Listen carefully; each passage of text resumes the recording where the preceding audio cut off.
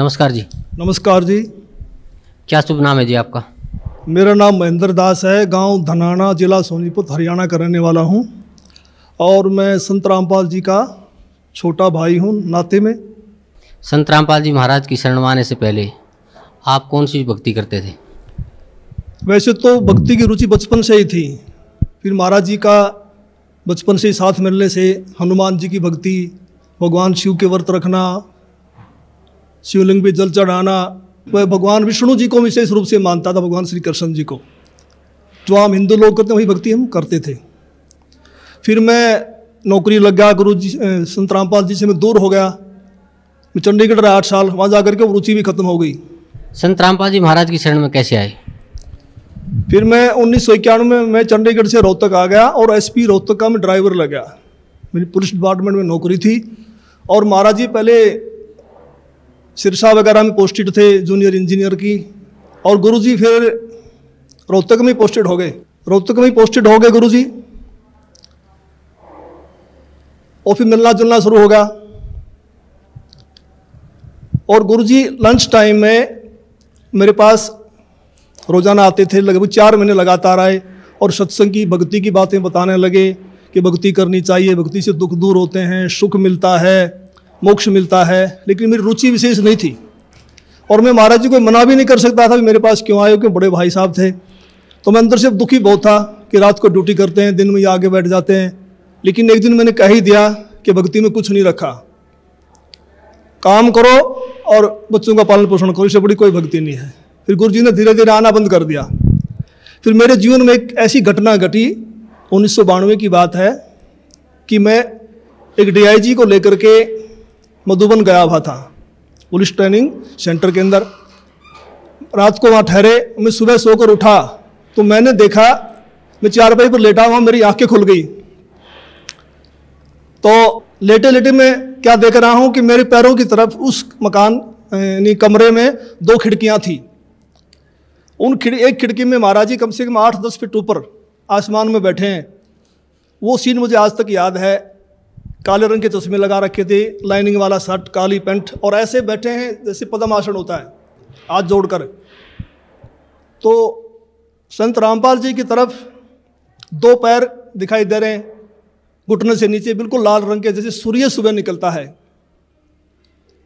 तो मैं देख कर डर गया। मैंने अपनी घड़ी देखी, उस द्वार पे एक घड़ी लगी हुई थी, उसको देखा भी 7 बज गए हैं। दूसरी खिड़की से देखा तो शहतूत का पेड़ है, चिड़िया बैठी हैं। लेकिन मैं ये सीन क्या देख रहा हूँ, कम से कम 5 मिनट मैंने सीन को देखा। तो मैं डर गया कि मैंने समझा कि भाई कहीं गुरुजी मर गए हैं, उनकी आत्मा मुझे मिलने के लिए आ रही है।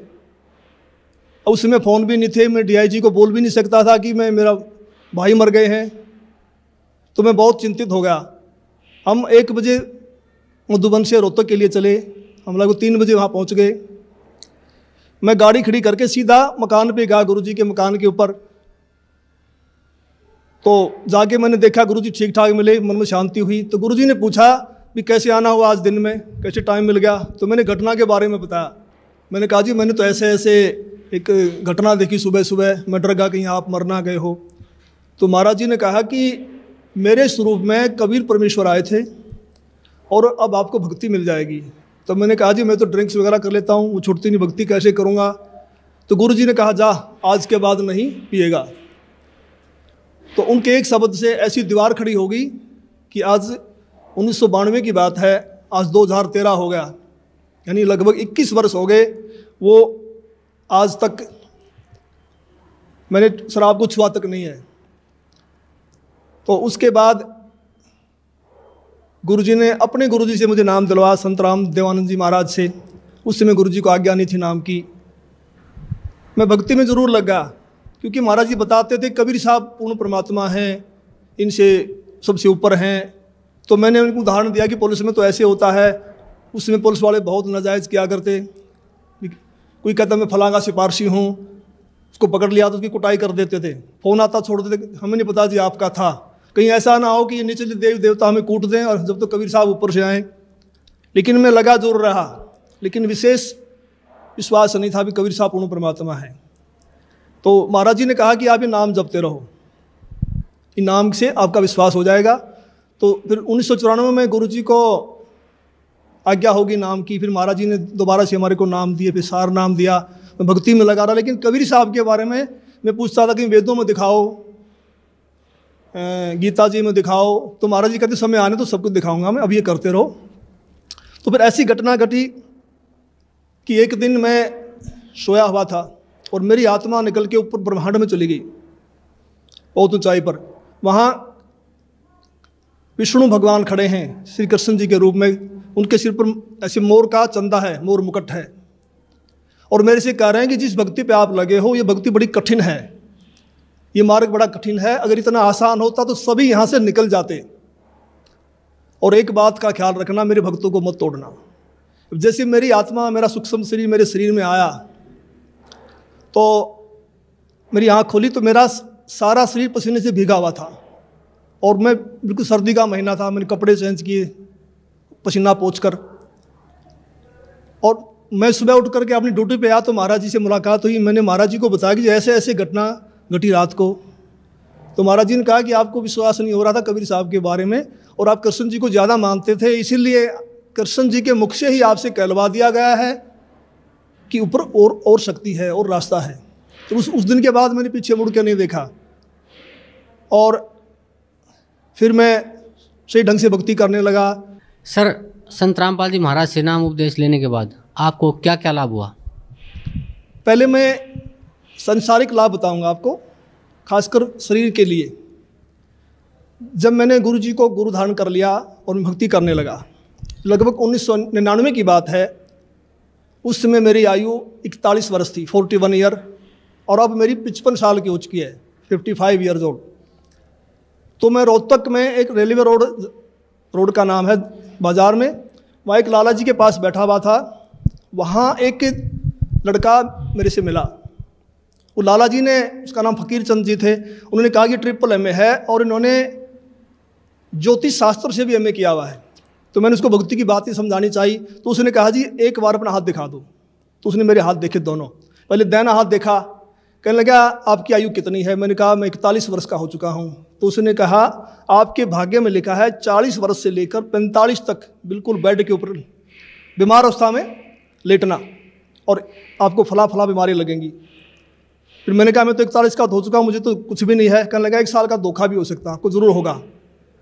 तो मैं कुछ चिंतित तो हुआ, लेकिन फिर उसने मेरा बायां हाथ देखा और कहने लगा आपकी पत्नी जिंदा है? मैंने कहा वो तो जिंदा है। कहता हो ही नहीं सकता। मैंने कहा मैं सुबह घर से आया था जब तू जिंदा थी, अब मर गई हो तो मैं कुछ कह नहीं सकता। लेकिन वो तो उसने कहा भी ये कैसे असंभव हो रहा है? तो मैंने उनसे कहा भी हम पूर्ण सतगुरु की शरण में हैं, सच्चे मंत्र का जाप करते हैं। हमारे सतगुरु कहते हैं कि भी तिल घटे ना मासा बढ़े वेदना लिखे जो लेख, सच्चा सतगुरु मिटा के ऊपर मार दे मेघ। हमारे सतगुरु ऐसे कर देते हैं। तो फिर मैंने 6 महीने के बाद फिर मुझे एक ऐसा ही और ज्योतिषी मिला। मैं जैसे पुलिस लाइन में गाड़ी का वायरलेस सेट ठीक करवाने के लिए गया, उस वर्कशॉप में एक इंस्पेक्टर थे इंचार्ज, वो अपनी टेबल पर ज्योतिष शास्त्र की किताब खोल के बैठे हुए थे। मैंने उनसे वही प्रश्न किया, भी इसमें क्या रखा, भक्ति करो ना सच्चे नाम की। डिस्कस हुई हमारी। उसने कहा भगत जी ऐसी बात नहीं है, ये पूर्व जन्म के लेख होते हैं, भक्ति अलग चीज़ है, ये भी सत्य होते हैं। तो उसने मेरे फिर हाथ देख लिए, मेरे जो बातें उसने बताई थी वही बातें उसी ने दोहराई। तो फिर मैंने गुरु जी से प्रार्थना की, मैंने कहा जी ऐसे ऐसे बताया दो ने। तो संत रामपाल जी कहने लगे कुछ नहीं होगा, परमात्मा लेखों को मिटा देता, भक्ति करो। तो संत रामपाल जी की दया से, इनकी सच्ची भक्ति से उस पीरियड के दौरान मेरे को जुकाम तक नहीं हुआ, बुखार तक नहीं लगा। और आज मैं 55 वर्ष का हो चुका हूँ, मेरी पत्नी भी जिंदा है। और मेरी जो घरवाली थी उनका नाम राजबाला है, और वो भक्ति में विशेष रुचि नहीं रखती थी, वो किसी को भी नहीं मानती थी, बस अपने काम धंधा करती थी। तो एक बार 2004 की बात है, उसकी दोनों उंगलियां सुन्न हो गई दाहिने हाथ की। वो मेरे से कहने लगी मुझे दिखा नहीं तो हाथ सूख जाएगा। को पड़ोस के कह रहे थे एक हाथ सूख गया, ऐसे ही बीमारी लग गई थी।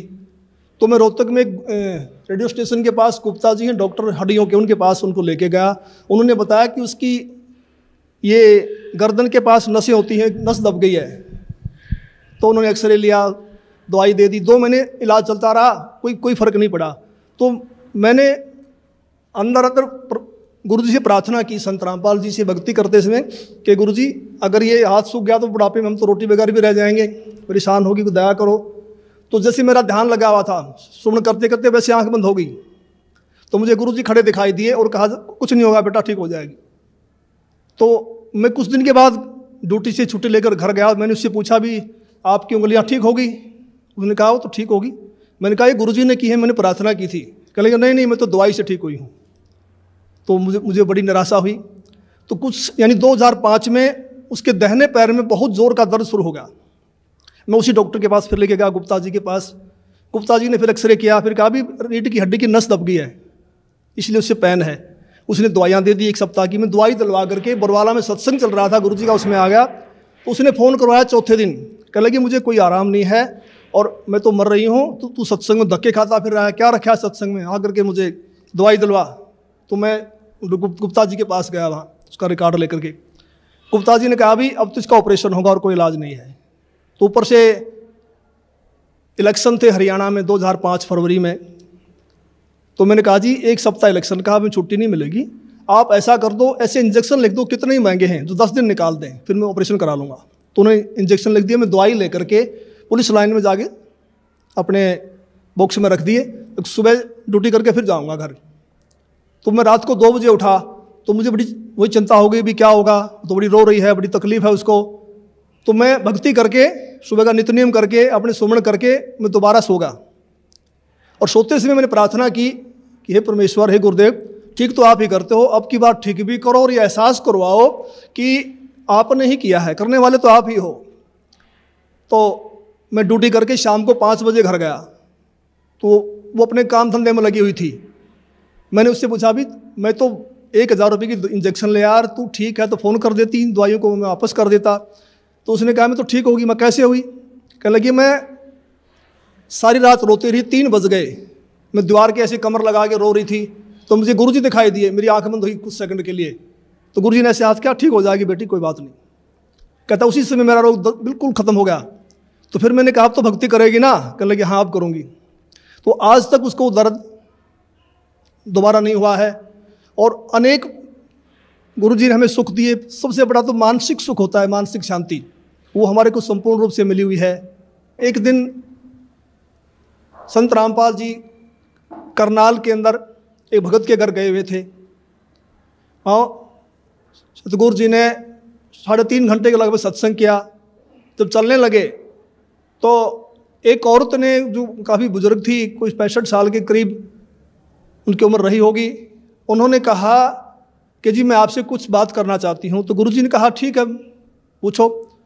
तो उसने कहा जी आपने जैसे सत्संग समाप्त किया तो आपके ऊपर से कमल के फूल पर बैठा हुआ सफ़ेद परमात्मा निकल के गया है, मानव सदृश, और मैं कमल की पंखड़ी को बहुत दूर तक देखते रही ऐसे। तो संत रामपाल जी ने कहा फिर आपकी क्या सलाह है नाम लेने की? तो उसने कहा मैंने तो गुरु बनाया हुआ है राधा स्वामी व्यास से, और मैं तो मंदिरों में भी जाती हूँ, देवताओं की पूजा भी करती हूँ। तो महाराज जी ने कहा देखो उनके फूटे भाग, ये सच्चाई को देखकर भी नहीं मान रही हैं। तो फिर हम चल पड़े। उस समय गुरु जी के पास सुमो गाड़ी होती थी, हम दिल्ली साइड में जा रहे थे। मैंने महाराज जी से प्रश्न किया कि महाराज जी परमात्मा का भी अजीब खेल है, जो ढूंढ रहे हैं उनको दर्शन नहीं दे रहे, और जिनको दर्शन दे दिए, जो इनको प्रकट होके बता गए, वे इसको मान नहीं रहे कि परमात्मा की क्या लीला है। तो महाराज जी ने कहा ये बुद्धि से परे का विषय है और इसको आप नहीं समझ पाएंगे। फिर मैंने कहा जी बताओ, दया करो। संत रामपाल जी ने बताया कि ये औरत 600 वर्ष पहले जब कबीर परमेश्वर आए थे, उनकी शिष्या थी। इन्होंने लगभग 5-6 महीने भक्ति की, फिर इन्होंने नाम छोड़ दिए। उसी प्रथम मंत्र के प्रभाव से इसको मानवश्री मिलते आ रहे हैं, भक्ति में रुचि है। अब ये समझ रही है कि जो मेरे को छोटा मोटा लाभ मिल रहा है ये देव देवता या मेरा पुराना गुरु दे रहा है, जो उन्होंने बनाया हुआ है, उस डर के मारे नहीं छोड़ना पा रही। तो मैंने फिर प्रश्न किया कि महाराज जी मैंने तो ये पूछा है कि इनको दर्शन क्यों दिए? तो गुरु जी ने कहा, संत रामपाल जी बोले कि परमात्मा किसी की उधार नहीं रखता, ये कल को मरेगी, नरक में जाएगी, वहाँ उसको बड़ा कष्ट होगा। जब आत्मा रोती है तो परमात्मा को आना पड़ता है, मन के नहीं सुनता परमात्मा। तो फिर ये आत्मा वहाँ सवाल करती है कि जी आपकी भक्ति का हमें ज्ञान नहीं था, हमने भक्ति तो बहुत की। तो वहाँ परमात्मा ये सीनरी दिखाएंगे ये सारी फिल्म दिखाएंगे कि 3-3.5 घंटे मैंने सत्संग सुनाया, आप क्या भक्ति कर रहे हो, इसका क्या लाभ है, मेरी भक्ति क्या है, और जाते समय दर्शन दे दिए। तो परमात्मा ने अपने सिर से भार उतार दिया, पर ये आत्मा बोल नहीं पाएगी, चुप हो जाएगी। तो मेरा भगत समाज से यही बार बार निवेदन है कि ऐसा मौका बार बार नहीं आता, तो संत रामपाल जी की शरण में आकर के अपना आत्म कल्याण करवाएं। सत साहिब। धन्यवाद।